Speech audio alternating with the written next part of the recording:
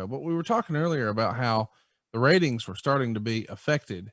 I want to give some context to that. When you go back to the night after WrestleMania 17, the show gets a 5.7. The next week, it's a 5.4. The next week, a 5.1. The following week, another 5.1. Then 4.98. Then 4.6. Then 4.5. And here we are, the night after a pay-per-view, 4.2. The bloom is off the rose. We're on the downhill slope. Could you feel it back then? A little bit. Yeah, a little bit. Again, the company was built around so much around Rock and Austin. Rock was gone doing movies and pursuing that dream. And it was a smart decision for Dwayne. And then Austin making that turn. So you lose two baby faces of it. Of immortal proportions, Conrad.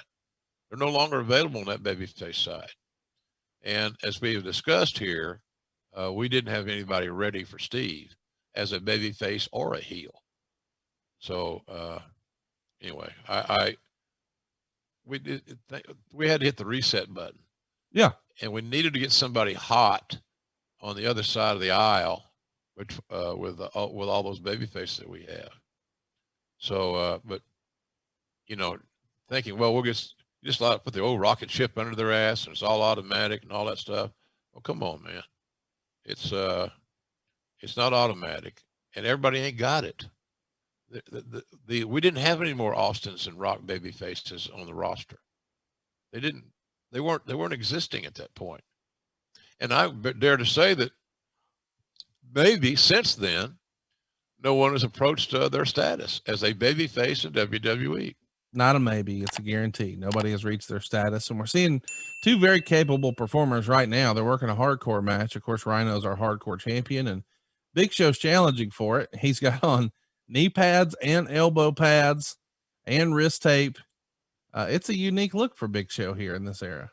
Not a bad look, I don't think. The key thing about Big Show, Paul White, is the fact that he looked great in his gear when he was in when he had not had any excess or too much excess poundage. Yeah. He's still a freak of nature. My God, I'm sure for some people it's the largest human being they've ever seen. Oh, certainly. I mean, I'll never forget that first time I saw him at a live show. I was lucky enough to have pretty good seats, so I was near ringside. And as he walked by, I mean, you could show a movie on his back. It's a huge human being, and yeah. I mean, just shaking hands with him years later, it's a whole nother scope of whoa. I guess we're technically the same species, but this is a monster of a human being. Yes, and it's just hard to believe that he was a former. His claim to fame athletically before his pro wrestling days was in basketball. Yeah.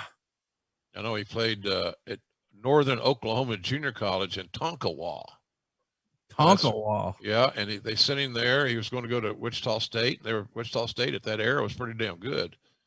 But I don't know if it was grades or his fundamental skills or whatever it may be. But they sent him to Tonkawa because Tonkawa is just south of Wichita. But I think the desire to make money, the fact that he needed money, he exited basketball not too long after that. He didn't get to Wichita State, as far as I know.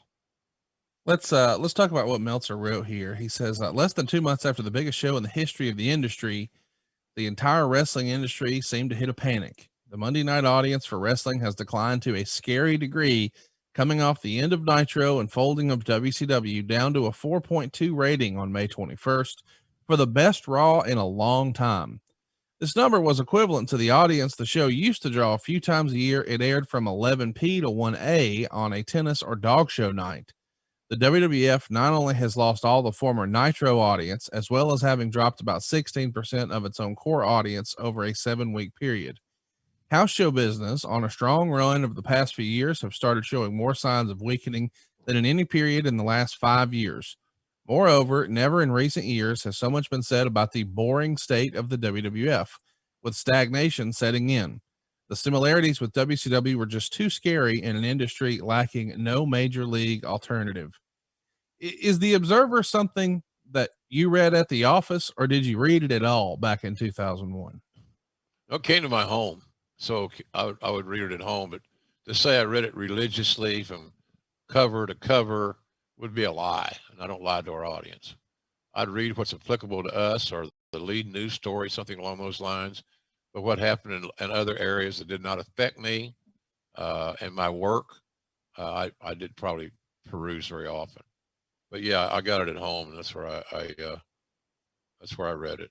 I'm curious because you're head of talent relations here. You're definitely a VIP in the organization, and you're intricately aware of the finances of the company. Now it's a publicly traded company, and there's just a lot of moving parts.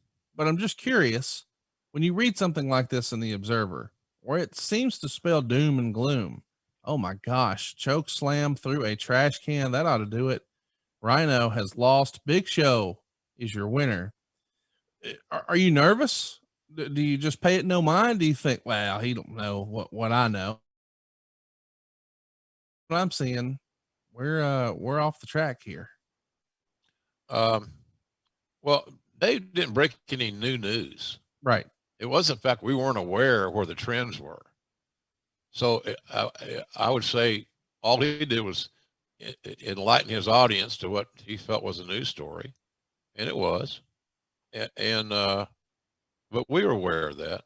We were aware of all that stuff with and the trends and all that. He just reiterated what we already knew. And you and I have talked about this ad nauseum. If you have the attractions that people want to see, they will watch, they will attend, they will participate. If you don't, they won't. Simple as that. And we just didn't have what they wanted to see. They did not want to see Austin as a heel. And if everybody had been more patient instead of hitting themselves in the face with their knee jerks, then we'd have got a heel ready, or babyface, ready for Steve. But it was always going to be an uphill struggle for the babyface, because quite frankly, the people have made a bigger emotional investment in Austin than his opponent until you get them over, and that takes some time. You can't say, well, it should have been done in 3 months, or what fucking damn book is that from? Right. The Internet Mark book. Well, I think in 4 months. How do you know that? You just pulling that 4 months out of your ass. How's it feel? It just doesn't make any sense. It's an individual deal. Some talents have the ability to get over in a shorter length of time than others. Some talents will never reach the level of Austin and Rock in their babyface personas. So, well, Rock was a heel. He was a Nation of Domination. He was a heel before he got his babyface run. When Rock became an over babyface in WWE, he didn't. How many times he turned? I don't remember any. Did I miss something, Conrad, on that?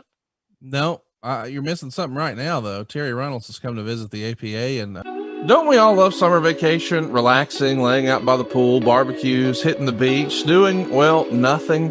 Well, how about a summer vacation from your house payments? With SaveWithConrad.com, you can do just that. Reduce your monthly payments by making the equity you built up in your home work for you. You can roll together those high interest rate credit cards into one lower monthly payment, and perhaps access some of that newfound equity to turn your house into your dream home with no money out of pocket. And how about this? You get to skip your next 2 house payments. That's right. You won't have to make your June or your July house payment. You're done until August 1st. Go right now to SaveWithConrad.com. Let my team run the numbers for you for free. There's no obligation, and if we can't help you save some cash, we won't waste your time. And did I mention we're offering a 3-year guarantee right now? That's right. That means if at any point interest rates improve over the next 3 years, you get a free refi. That's right. No new lender fees from us. So you get to save money now without wasting money later when the rates improve on a whole second set of closing costs. Why not go to SaveWithConrad.com and get a guarantee? Save money now and save money later with your friend in the mortgage business. That's me, Conrad Thompson at SaveWithConrad.com. Shoot me an email at Conrad@SaveWithConrad.com. Give us a call at 888-425-0105 or get yourself a quick quote. Even talk to a live person right now at SaveWithConrad.com. NMLS number 2129, equal housing lender. take a summer vacation from house payments at SaveWithConrad.com.